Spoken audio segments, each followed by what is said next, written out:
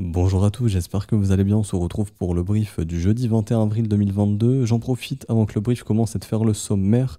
N'hésitez pas à checker si vous êtes encore abonné sur la chaîne parce que j'ai vu certains abonnés qui avaient des problèmes justement et aussi activer la petite cloche et certains qui avaient la petite cloche vérifier qu'elle est toujours activée, que vous recevez bien les notifs parce que YouTube a vraiment des problèmes et j'ai vu que certains ne recevaient plus du tout les notifs. Du coup, YouTube bug un petit peu en ce moment. Du coup, voilà, n'hésitez pas à checker tout ça. Et du coup, j'en profite en début de brief, hein, je le dis jamais, mais n'hésitez pas à vous abonner si ce n'est pas déjà fait. Et du coup, activez la cloche pour être notifié de tous les prochains briefs qui pourront sortir. Alors, du coup, sommaire, Bitcoin comme d'hab, la base de tous mes briefs. Je ne parlerai pas d'Ethereum à nouveau puisque Ether, très corrélé au Bitcoin, c'est exactement la même charte à 2 gouttes d'eau près. Donc, tout ce que je dis pour Bitcoin, c'est valide et valable pour Ethereum. Et aujourd'hui, on parlera rapidement de macroéconomie. Et on parlera du coup de GMT qui est beaucoup revenu en commentaire, donc qui est une charte assez verticale. Je reviendrai là-dessus, quel type de trading on peut faire, les vigilances, etc. etc. Alors du coup, et je vais d'ailleurs préparer directement pour tout à l'heure, peut-être que j'aurai un historique plus important. Alors, GMT. D'ailleurs, on va aller sur CoinMarketCap aussi. Tac. 2 petites secondes, je prépare ça. Comme ça, je l'aurai déjà. Alors GMT, hop. Et du coup ici, si je peux pas avoir un historique plus important, on va voir ça. Non, c'est le même historique que Binance. Ok, très bien. Bon bah, c'est pas grave. Au moins j'aurai ici les informations. Alors, du coup, le BTC qui est toujours dans son range, rappelez-vous. Ok, donc on avait validé la pattern de retournement, c'est la première étape. Deuxième étape, c'est soit le W daily pour bien confirmer un bottom ici et repartir bullish derrière et donc tenter d'aller casser les résistances. Hein. Déjà de retourner vers la résistance des 44 006 qui serait vraiment importante et surtout de venir déloger ici ce sommet hein, qui sera vraiment extrêmement important pour continuer cette dynamique haussière doucement mais sûrement. Pour l'instant, c'est pas le cas. Et donc on est toujours au sein du range ici. On évolue sous mon petit trait bleu donc qui caractérise le range. Si on breakout aujourd'hui et que c'est accompagné par les assets américains, ça serait vraiment une bonne chose. Et donc là, on pourrait du coup casser ce qu'on appelle le premier arrêt du mouvement. Donc là, on est venu le chercher parfaitement au dollar près. 0,382. Si on casse 0,382, il y a de grandes chances qu'à terme, on revienne, donc à terme prochain jour, prochaine semaine, entre ici 0,618 et 0,786 qui correspondent à 44 500 et 46 150 dollars. Donc dans cette zone, juste ici. Ok? Qu'on revienne là-dedans. Rappelez-vous, si on vient là-dedans, en gros on fait ça, et que l'open interest des alts il explose, ça pue. Ok? Donc là j'ai l'open interest des alts. Donc ça montre l'intérêt qu'ont les gens sur les altcoins avec le levier généralement. Et si les gens en foutent beaucoup de levier, en gros le Bitcoin, voilà, il faiblit. Rappelez-vous ça, je le rappelle parce que c'est très important. Et si vous n'avez pas vu les précédents jours, vraiment, je le rappelle, c'est hyper important. Mais si on vient là-bas et que l'open interest il explose, pour moi c'est littéralement un très mauvais signe. Bon après ça dépendra si les gens shortent, pourquoi pas, c'est bien, mais généralement les gens sont pas conditionnés à shorter les alts, ils sont plutôt conditionnés à les acheter avec leverage. Plutôt à shorter le Bitcoin, ça oui, mais les altcoins c'est assez rare quand même. Parce que la mentalité, c'est ça a baissé de 90%, donc pourquoi ça baisserait plus? Oui, mais un asset qui a baissé de 90% peut encore baisser de 90%. C'est bien ça qu'il faut prendre en compte. Et du coup, ici, oui, si on voit ça, ça serait hyper moche. Donc pour l'instant, ça va. Toujours pas de résolution du range. Si on casse aujourd'hui, tant mieux. Ça serait une bonne chose. On fait bien un petit peu sur le dollar index, donc ça pourrait un petit peu faciliter les indices, les stocks et peut-être les crypto-monnaies. Et du coup, ici, oui, le Bitcoin, nouvelle zone de combat entre 42 196 et 40 838 dollars. Bon, la source est Bybit. J'ai posé mes alertes, je vous invite à faire les mêmes choses. Si on vient casser au sud, ça fera un M depuis le premier arrêt, ça sera pas bon et ça nous ramènera probablement au minimum dans la zone de rechargement d'achat cette fois-ci pour peut-être poser le petit W daily. Hein. Donc là, qui nous permettrait de faire tac. Si jamais on remonte par la suite, ok. Le rôle du premier arrêt, c'est d'essayer d'identifier si on est dans un dead cat bounce ou pas. Donc un dead cat bounce pour les nouveaux et les débutants, c'est un faux rebond, c'est-à-dire en gros juste un rebond qui nous ramènera plus bas. Bah, le rôle du premier arrêt, c'est ça. Et techniquement, tant qu'on évolue en dessous, il y a plus de probabilité que ce soit un faux rebond pour faire une continuation baissière qu'une vraie reprise. Quand on le casse, les probabilités nous ramènent très généralement au moins dans la zone qu'on a vue tout à l'heure, donc cette zone rouge, ici entre 44 500 et 46 100, 46 200 dollars. Donc c'est vraiment un niveau extrêmement important à breaker. Donc il faut vraiment ici venir breaker les 42 200. D'ailleurs, on voit une possible pattern de retournement daily. Donc là, si on vient clôturer sous les 40 900, on aura une pattern de retournement daily, chose qui ne serait pas des plus bullish, hein, ça serait bearish surtout après un contact du premier arrêt. Pour l'instant, on n'en a pas, ok? Donc c'est ce qui traduit en fait cette zone de combat ici en 4 heures. Au niveau du momentum, petite divergence baissière qui est en train de se former, qui est déjà confirmée pour certains, pas encore pour d'autres. D'autres aimeraient attendre le cross des zéros, bref. Donc cette divergence traduit en fait de la consolidation, tout simplement. Donc on devrait rester dans ce range jusqu'à une résolution soit baissière ou haussière. Si on casse ce point, c'est bullish, continuons plus haut. Si on casse ce point, c'est bearish, revenons au minimum entre 39 008 et 39 200 $, retester ce V-bottom qu'on a laissé ici pour soit le transformer en W ou le défoncer et continuer d'aller plus bas. Pour les investisseurs, tout ce qui est en gros là, la zone de rechargement dans laquelle on est, c'est très bien pour vous, ceux qui font du dollar cost average. Il y a pas, ça c'est pas une zone de vente, hein, c'est pas une zone de short. Rien n'empêche de prendre des setups de short si vous les avez, mais ici on est vraiment dans des zones d'achat, ok. Si vous êtes, enfin pas dire bullish, mais si vous voulez investir dans le Bitcoin, ici c'est une bonne zone. Enfin tout ce qui revient en zone de rechargement, c'est mieux que d'acheter ici quand ça monte, ok. Le mec qui achète quand ça revient dans les zones de rechargement, comme ici ou ici, bon bah il a de meilleures entrées que le mec qui achète à chaque fois les tops, bien évidemment. Donc ici toujours zone de rechargement, bon bah techniquement c'est une bonne entrée. Ça veut pas dire que c'est le bottom définitif, mais ça veut dire que sur de l'investissement à long terme, c'est quand même une entrée assez intéressante. Et pour ceux, si jamais, qui regardent les cryptos de loin ou de près, et que pour l'instant ça vous intéresse pas, vous estimez ne pas avoir assez d'argent entre guillemets pour investir, des fois certains se disent ça, ce qui est des fois à tort, hein. La zone qui pour vous intéressera, ce sera cette grosse zone ici. Donc ça c'est vraiment si on y vient, c'est si vous croyez au Bitcoin, voilà, il ne faut pas passer par 6000 chemins. Cette zone, si on y revient un jour, entre en gros du 27 et du 18, faut investir dans BTC. C'est pas un conseil d'investissement, mais si vous croyez au Bitcoin et que vous avez envie d'investir dedans, si on revient un jour dans cette zone, ce que je disais en gros, bref, à une personne qui était de base pour business et qui devient peu à peu un ami, ouais, je le dis en gros, voilà. Parce que en gros, c'est son cas. Je vous explique un petit peu si ça vous intéresse. Il regarde les cryptos de loin ou de près. Pour l'instant, il n'est pas trop intéressé parce qu'il estime ne pas avoir l'argent nécessaire pour lui. Focus plutôt l'immobilier. Là, les cryptos, ça, voilà, c'est pas son premier objectif. Mais du coup, ce que je lui ai dit, c'est que, ok, actuellement, ok, si ton premier objectif c'est toujours l'immobilier, vas-y, focus l'immobilier, les cryptos, vas-y, ça a le temps. Si jamais on a vraiment des gros signes de retournement, bon, je te dirais. Mais et du coup, la deuxième chose que je lui ai dit, c'est si jamais, en tout cas, tu vois un jour, si jamais, voilà, on n'est plus en contact, ou je sais pas, peu importe, sait-on jamais, si un jour tu vois le Bitcoin revenir entre, en gros, voilà, 16 000 et tout ce qui est sous 27 000 et qui peut aller jusqu'à 13, 14, 15, 16 000, te pose pas 6 000 questions. Si tu veux acheter du Bitcoin, achète et hold-le sur le long terme. En gros, c'est ce que je lui ai dit, tout simplement. Et du coup, je vous dis un peu la même chose, je m'adresse à vous. Si jamais vous regardez de près ou de loin et qu'on a ce qu'on appelle un panic sell ou un mouvement de capitulation, si le Bitcoin vient là-bas, n'hésitez pas à, c'est pas un conseil d'investissement, mais n'hésitez pas à vouloir investir si vous en avez envie, puisque ce sera une zone hyper intéressante et ça correspond un petit peu à la valeur intrinsèque du Bitcoin. C'est en gros son prix de production. Pour produire un Bitcoin, ça coûte environ en moyenne entre 20 000 et 33 900 $, ok. Et cette zone de rechargement tombe bien dans cette zone de production. Je dis pas qu'on va y aller. Je dis juste que si on y va, faut pas faire partie de ceux qui vont panic sell et qui vont tout vendre, faire partie de ceux qui vont racheter justement cette zone, puisque c'est la zone de rechargement très long terme.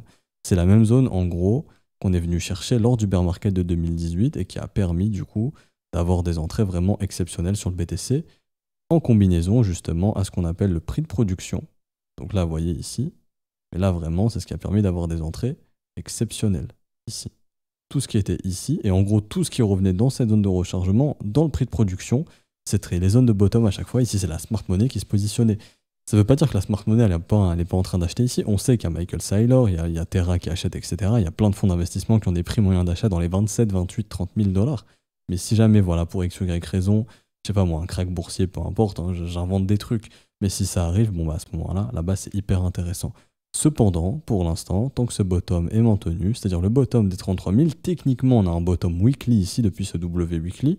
Et donc, si jamais on maintient ce creux, bon bah là, les probabilités sont du côté des bulls. Okay, tant qu'on maintient les 33 000, on est dans le développement d'une dynamique haussière ici en weekly. Donc l'objectif serait de venir casser les 47 300 $. Voilà. Rien à dire de plus sur le BTC, honnêtement. Rapidement au niveau de l'order flow. Tac. Alors, on vient ici. Ok, non, mon ratio peut pas charger, il faut passer en 1 heure. Le ratio long qui continue de chuter depuis plusieurs jours, ce qui veut dire que le sentiment bullish est en train de s'estomper, c'est une bonne chose. Tant que ça chute, c'est bien. Si d'un coup ça remonte en ligne droite, bon, ça veut dire que les gens sont redevenus bullish. Généralement, les gens redeviennent bullish quand on a des dips. Donc ça, c'est pas une super bonne chose, hein. Donc il faut très peu de dips. Parce que généralement, quand on commence comment dirais-je, à faire tac, tac, tac, tac, et qu'on descend doucement, les gens voient ça comme des opportunités en fait. Ajoute plus de levier, c'est ce qui fait qu'à la fin, voilà, on a une accélération du mouvement baissier. Donc pour que ce mouvement puisse tenir, je pense qu'il faut très peu de dips. Donc voilà, des petits dips comme ça suffit à repartir très vite pour que les gens puissent pas être bullish, parce que les gens veulent des entrées longues. Enfin, en gros, voilà, voilà, oh, ça baisse doucement, c'est une bonne entrée, je mets du levier, ah, ça rebondit un petit peu, c'est bien, mais non, en fait, le marché continue de descendre. Alors que quand les gens sont merde, j'ai raté le bottom, j'ai été sorti ici, j'ai raté le bottom, j'ai shorté. Ah bah les dips sont trop peu, non moi j'attends dans les 40 par exemple ou dans les 39 500. Et le marché offre pas ces dips. C'est ce qui fait justement qu'on peut préserver, entretenir un sentiment bearish et donc un sentiment bullish qui s'estompe. Et c'est ce qu'on a actuellement, donc faut garder cette dynamique de très peu retracer et de continuer de monter, monter, monter pour garder des gens bearish et qu'ils soient pas bullish toutes les 2 secondes à chaque dip. Promis, fini pour le Bitcoin, on enchaîne sur le point macro très rapidement. Donc ici le dollar index qui repasse sous les 100, ok très bien, donc on doit avoir un beau rebond de l'euro USD qui enfin rebondit. Après c'est qu'un simple rebond pour l'instant, on est sur des zones extrêmement importantes, ça on en avait déjà parlé. La BCE qui réagit pas pour essayer de rehausser la force de l'euro contre le dollar. Bon, techniquement il n'y a pas encore de signe de bottom ici. Et du coup sur le dollar index, j'étais sur le futur, non? DX, futur... Ouais. On a rejeté sur un niveau extrêmement important, ça on l'avait noté, c'est celui-ci. Donc là pour l'instant ça rejette, ok très bien. Mais est-ce qu'on a un signe de top ici sur le dollar index? Pour l'instant non. Ok, une pattern de retournement daily, si on clôture ainsi, ok très bien. Et du coup on va probablement trouver un creux ascendant, revenir tester. Si là on refaiblit et qu'on fait ça, là ok, là il y aura un signe de top. Pour l'instant on n'a pas de signe de top sur le dollar index. Si on a un signe de top, enfin si un top se montre sur le dollar index dans les prochains jours, ça pourrait vraiment faciliter les indices, les actions et peut-être même les crypto-monnaies, parce que tant que le dollar index est fort, bon bah les indices, les actions, etc., et les cryptos ont du mal à monter. Et du coup, en parlant justement des indices, parlons du S&P 500 qui tente de breaker son range, c'est vraiment la même charte que le Bitcoin, c'est du copier-coller. Et donc si le S&P 500 casse son range, il y a de grandes chances qu'il puisse accélérer un petit peu, et du coup emmener le Bitcoin avec lui, parce que le Bitcoin se calque beaucoup sur les flux de capitaux du S&P 500. Ok ? Et pour finir, GMT qui est beaucoup revenu en commentaire. D'ailleurs, n'hésitez pas en commentaire à me parler, enfin à me mettre les assets que vous voulez que j'analyse, je les prends en considération. Et du coup, aujourd'hui, je fais GMT. Alors, bon, je vais en décevoir plus d'un. Et si vous êtes investisseur, sachez que vous n'entrez pas sur une charte la plus intéressante pour un investisseur. L'investisseur va essayer de trouver des charts horizontales, c'est-à-dire en gros des assets qui sont comme ceci. Ça, c'est intéressant. Ok, on achète quand c'est horizontal et on distribue sur les débutants quand c'est vertical. Là, c'est déjà vertical, c'est-à-dire que l'asset est déjà dans une verticalité. Ça veut pas dire que c'est pas intéressant, mais en gros, c'est pas la chart qu'on cherche le plus, quoi, et c'est pas le truc qui nous intéresse le plus. Donc, votre rôle, c'est d'attendre. Enfin, facile à dire, mais en gros, c'est de vous écarter. Parce que si vous achetez ici, c'est un peu considéré comme du FOMO pour un investisseur, vu que c'est un asset qui monte, qui a déjà un market cap qui est supérieur au milliard. Oui, il peut monter à 10 milliards, 50 milliards, peu importe. Oui, c'est possible. Mais il faut faire extrêmement attention. Parce que l'asset est vertical. Et un asset qui est vertical, à tout moment, ça peut se retourner. Ok? Donc ça, il faut vraiment, vraiment faire attention. Et du coup, pour faire simple, vous prenez votre bottom, vous prenez votre top, vous tracez ce qu'on appelle un retracement de Fibonacci, et la zone la plus intéressante pour vous à l'instant T, elle est là-bas. Rappelez-vous, on achète toujours dans les zones de rechargement. Je dis pas qu'on va y revenir, mais en tout cas à l'instant T, si le top a été trouvé à 3,88$, la bonne zone pour acheter, elle est pas avant les 1,46$. Ok ? Pour ceux qui veulent faire des trades de continuation ou entrer dans le train pour jouer une continuation haussière, l'entrée pour vous sera plutôt vers les 2,37$. Ok, ça ne veut pas dire non plus qu'on va y aller. Également, là, ce qu'on peut voir ici, c'est le développement d'un mouvement de continuation, et on n'est pas encore venu chercher la target. Hop. Et l'objectif de cette target, c'est, je vais vous dire ça de suite, c'est environ les 5,15$, donc proche des 5$. Ok. Est-ce que ici on a un signe de top? La réponse est, on n'a pas encore un changement de dynamique. Oui, on a un petit signe de top, et vraiment c'est un signe minime, c'est la première étape, c'est la pattern de retournement. Si on clôture comme ça aujourd'hui, ici, tac, On aura donc une pattern de retournement. La bougie la plus haute qui connaît une cassure de son plus bas, ça marque un top temporaire, comme ici. Ok, on a marqué un top du coup de avril jusqu'à le recasser 2 semaines après. Du coup, on a bien consolidé. Et du coup, une entrée intéressante, ce serait pour des traders de tendance. Ici, je parle bien en trader de tendance. En gros, voilà, la même chose. De la consolidation, un marché plat qui breakout comme ici. On a monté, ok. Ici, le marché a posé une base. On est devenu plat, horizontal. On a eu les W. Ici, là, vous voyez les W.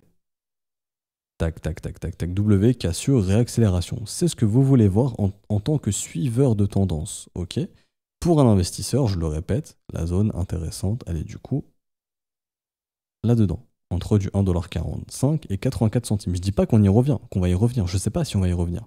Mais en tout cas, si on y revient, sachez qu'il y a des professionnels qui vont acheter dans ces zones. On voit également un creux dans le volume profile ici, entre 38 centimes et 67 centimes. Je dis pas qu'on va y revenir, mais si jamais un jour on y revient, c'est pour ça que je dis si jamais un jour on y revient, c'est vraiment une excellente entrée. Et ici, en tout cas, le volume profile est en train de nous indiquer une chose, c'est qu'il y a un gros creux ici. Sachez que si on perd cette zone ici, en gros les 2,15$, le développement qu'on a fait ici, imaginez en gros qu'il y a une falaise derrière et que derrière ça va chuter énormément. Enfin, ça va chuter énormément. Que ça, ce soit le bord de la falaise, si on se jette du bord de la falaise, bon bah derrière c'est la chute libre. Et donc du coup la chute libre c'est ça. Ici le volume profile nous indique que le marché va un jour très probablement revenir proposer du business ici. Quand on ne sait pas, bien évidemment d'ici là le marché peut continuer de monter. Donc n'allez pas me shorter le GMT ici, s'il y a possibilité de le shorter juste parce que ah bah on peut retourner en zone de rechargement. Oui mais entre temps on peut aussi aller pousser aux 5$. Ok? C'est ça. Et du coup là ce que je vous dis comme raisonnement c'est ok. Quand je suis investisseur, je fonce pas tête baissée, oui, je vais FOMO, je vais acheter, tout le monde en parle, ça va péter, etc. Non. Je fais quoi? Bah, le plan ici, en tout cas, moi, mon plan, si je veux investir dans GMT, c'est OK. Tant que je vois pas un nettoyage qui vient au moins nettoyer dans la zone de rechargement, ça ne m'intéresse pas. Et je laisse le truc monter sans moi, et à ce moment-là, il n'y a pas de problème. Si je suis trader de tendance, bon, bah, à ce moment-là, je vais attendre du développement, comme on a eu ici. Et si j'ai quelque chose comme ça, pas de problème. Là, je peux faire du suivi de tendance, entrer sur breakout, stop sous les creux, et donc ensuite take profit sans trop de problème. Et du coup, l'objectif, on a vu, jusqu'aux 5$. Donc tant qu'on n'a pas de changement de dynamique, ce qu'on appelle en fait un M-top, qui là marque vraiment un top et un changement de dynamique et qu'on passe bearish, bon bah techniquement, oui, on peut foncer jusqu'aux 5$. Et aussi, recommandations que je vous fais pour ceux qui sont déjà dans le train, si vous êtes déjà dans le train ici, essayez de vendre, si vous voulez prendre des profits, parce que bien évidemment, on prend profit sur la montée, essayez de vendre avant des chiffres ronds psychologiques, c'est-à-dire 5$, 4,50$, 6$, 10$, etc. Si vous voulez vendre à 5$, faites pas l'erreur du débutant d'attendre à 5$ tout rond. Ok. Donc là, je vais mettre coordonnées 5$. Vendez à 4,85$ par exemple. Prenez de court ceux qui attendent 5$ tout simplement. Si vous voulez vendre à 10$, prenez de court ceux qui attendent 10. Vendez à 9,20$, 9,25$. Attendez pas à 10$ tout rond, parce que généralement on n'y vient pas. Je vous montre souvent l'exemple de crypto.com. Je vous disais la même chose ici, lorsqu'on était au top. Si votre objectif c'est 1$, vendez avant 1$, parce que le marché a de grandes chances de se retourner avant. Ici on se retourne à 97 centimes. Ceux qui attendaient à 1$ n'ont pas pu vendre. Et du coup sont coincés en haut s'ils n'ont pas vendu depuis. Et pour les achats c'est exactement pareil. Si vous attendez absolument 30 centimes, bah, ça peut être intéressant d'acheter un tout petit peu plus haut, 31, 32 centimes. Parce qu'il y en a beaucoup comme vous qui attendent 30 centimes, les chiffres ronds, et ces chiffres ronds n'arrivent pas. S'il y a trop de gens qui veulent acheter, bon bah s'il y a des whales qui veulent acheter avant, elles vont devoir acheter avant, capturer la liquidité avant. Ok? Et du coup, est-ce que j'ai d'autres choses à dire sur GMT? Oui, également pour l'investissement long terme, mais je m'arrêterai là-dessus. Une data extrêmement importante, c'est... Alors... Non, je ne l'ai pas ici. Voilà, je l'ai ici. C'est le max supply. Il faut savoir qu'actuellement, on n'a que 10% des tokens qui sont dilués. Il va rester encore ici 5,4 milliards de GMT à diluer. C'est énorme. Ce qui veut dire que pour maintenir 3,20$, le jour où on aura tous les tokens dilués, il faudra 19 milliards de market cap. Actuellement, on a 1,917 milliard. Ça signifie quoi? Ça signifie que, par exemple, si GMT il flanche, enfin il n'arrive pas à dépasser les 3-4$, pour maintenir ce prix, le temps qu'on dilue tous les tokens, une fois qu'on aura tous les tokens dilués, donc on aura 6 milliards de GMT sur le marché, il faudra avoir un market cap de 19 milliards juste pour rester à 3$. Ça pour moi c'est un red flag pour l'investissement très long terme, et c'est plutôt des trades spéculatifs. Ok, il y a une belle charte, il y a de la hype, il y a une tendance à surfer, vas-y on surfe la tendance. C'est plutôt ce que je me dis. Pour l'investissement très long terme, j'essaye de focus par exemple des trucs comme le Bitcoin. Je dis pas qu'il faut investir dans le Bitcoin non plus, mais des assets qui se rapprochent du Bitcoin, c'est-à-dire un circulating supply déjà à 91%. Par exemple, le Bitcoin, pour maintenir 41 600$, Bah, si un jour il y a les 21 millions de Bitcoin, il faudra juste un market cap de 874 millions. Milliards, pardon. Ok? 874 milliards. Là, on est à 791 milliards, donc on est bon. Il y a déjà eu, en gros, l'inflation du Bitcoin va être hyper faible pour les prochaines années. L'inflation du GMT, malheureusement, peut être hyper élevée, donc je sais pas, il faudrait lire le white paper, voir comment ils l'ont programmé. Du coup, ça, vous pouvez le voir sur ChartCoinTrader Pro. GMT, de petits points, supply, et vous prenez la source CoinMarketCap, donc ici, et vous regardez comment évolue le supply. Là, pour l'instant, le supply, il bouge pas. Mais le jour où ils vont diluer du supply, bon, bah, à ce moment-là, ils vont ajouter des tokens. Le prix peut s'effondrer. C'est un peu comme Casper, où le problème de Casper, hein, c'est son supply. Ok, la charte est cool, ok, le fondamental est bien, mais Casper, il y a trop de dilution, il y a trop d'inflation. Et le jour où, vous voyez, GMT, il est peut-être ici, mais le jour où ils vont se mettre à diluer les tokens, derrière, il va falloir que la demande suive assez pour continuer de faire monter les prix, voire leur permettre de rester, de consolider. Le jour où la demande se calme, que cet effet de hype sur cet asset se calme, bah, et qu'ils se mettent à diluer des tokens, il y aura probablement un retracement de ce mouvement. Et ensuite, ça pourrait peut-être faire une entrée assez intéressante. Ok?